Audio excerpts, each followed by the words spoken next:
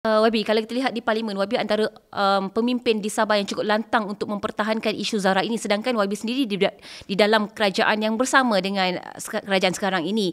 Dan kalau kita lihat YB, saya nak tanya, soalan ini mungkin agak sensitif, tapi betul ke benar wujud terlibatnya VVIP dalam insiden tersebut? Jujur. Saya pun sebetulnya tidak ada sumber yang tepat. Sebab itu apabila tidak ada sumber yang tepat, kita tidak boleh mengagak-agak. Tetapi inilah sentimen inilah yang telah menjiwai hati rakyat di bawah, sehingga mereka bangkit untuk membuat justice pujara. Sebab mereka merasakan ada ketidakadilan dari segi pengurusan, dari segi siasatan dan sebagainya.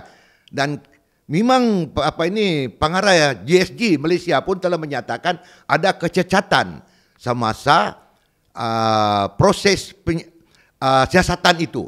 Dan betulnya setiap insiden yang melibatkan kematian perlu ada, orang kata dipanggil ini, bedah siasat. Tetapi pada kes Zara pula tidak ada. Dan diminta atas persetujuan ibu dia, maka mereka betul ansur. Sebetulnya perkara ini tidak boleh. Sebab berlaku dengan saya sendiri. Anak buah saya ikut kempen dengan saya dan meninggal di hotel, dan saya meminta supaya tidak dibedah siasat, tetapi dia kata tidak boleh, kena bedah siasat juga. Jadi kalau ini tidak boleh, kenapa yang ini boleh?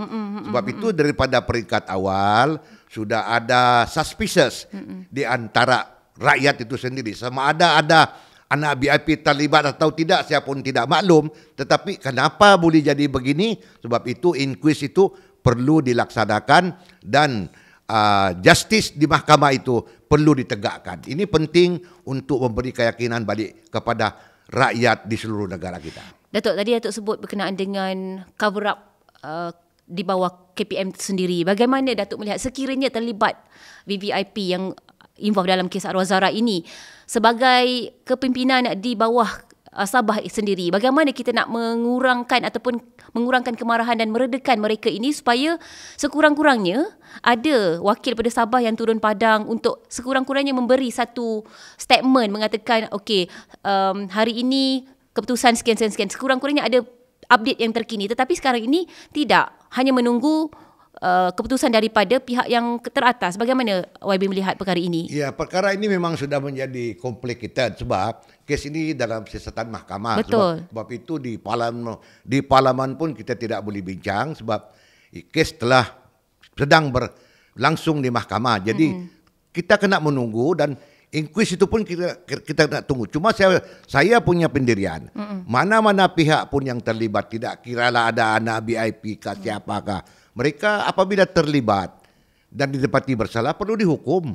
Sebab ini melibatkan, pertama, melanggar peraturan, melanggar undang-undang. Kedua, kita harus mengembalikan keyakinan rakyat itu kepada kerajaan, kepada mahkamah. Kalau tidak, akhirnya rakyat mungkin satu ketika, saya bimbang, akan ada satu kebangkitan rakyat untuk pula tidak mengiktiraf mahkamah, tidak mengiktiraf kerajaan dan sebagainya. Dan ini akan menjadi satu perkara yang tidak diingini oleh mana-mana pihak.